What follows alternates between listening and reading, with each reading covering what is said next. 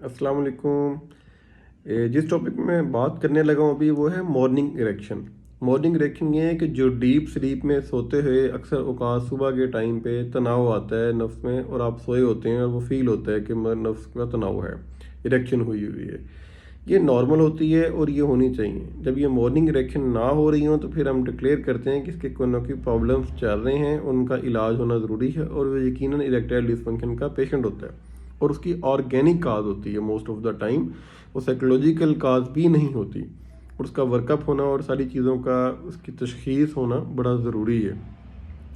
اب یہ کہ مارننگ اریکشن کتنی ہوتی ہیں، کب ہوتی ہیں، اس میں یہ ہے کہ کچھ بچوں کی چھوٹے 1-2 سال کی عمر سے مارننگ اریکشن یا ریفلیکس اریکشن مل جاتی ہیں، اور کچھ کی نہیں ہوتی، اس کا تو کوئی ایسی پریشانی والی بات نہیں ہے۔ لیکن بلوغت کے بعد مارننگ اریکشن یا بلوغت کی عمر کے بعد مارننگ اریکشن کا نارمل ہونا ضروری ہے،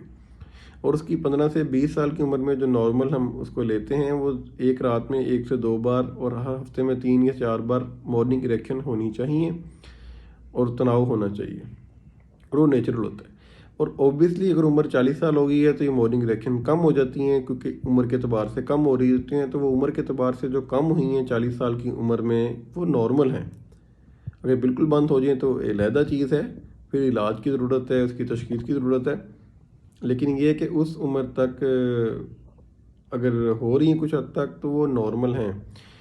اور یہ ضروری ہیں۔ اگر مارننگ اریکشن بھی نہ ہوں تو وہ ایک ڈیفیکلٹ کیس ہوتا ہے، مشکل مریض ہوتا ہے، جس کا علاج کرنا ذرا تھوڑا مشکل ہوتا ہے، کیونکہ اس میں نیچرل سسٹم اس کا سارا خراب ہوا ہے، وہ صحیح نہیں ہے۔ تو اس لیے ایک کو کہاوت بھی ہے کہ جب آپ کی مارننگ اریکشن نہ ہو تو آپ پھر اپنی جو ول ہے، ڈیتھ ول جو ہے، اپنی وصیت جو ہے وہ لکھ لیں، کیونکہ یہ آج سے جس طرح پہلے بات تھی کہ مردانہ کمزوری ایک بیماری ہے، یہ بیماری نہیں ہے، بے شمار بیماریوں کہ جو باڈی کے اندر چل رہی ہیں ان کا ایک اظہار بھی ہے اور ان کی ایک علامت بھی ہے، اس میں دل کے مسئلے مسائل سب سے زیادہ پہلے نمبر پہ ہیں۔ اور یہ اب تو انٹرنیشنلی مختلف ریسرچز میں نے اپنے انسٹاگرام والے اکاؤنٹ پہ بھی لکھ کے اس کی مختلف ریسرچز اور اسٹڈیز لگائی ہوئی ہیں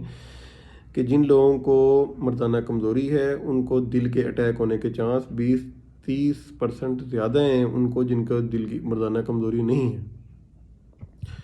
تو اس لیے اس چیز کو اپنی صحت کے اعتبار سے ایک اہم چیز سمجھیں، اس کو صرف ایک اور علامت نہ سمجھیں، ایک بیماری علیحدہ نہ سمجھیں، یہ باقی بیماریوں کا اظہار ہے۔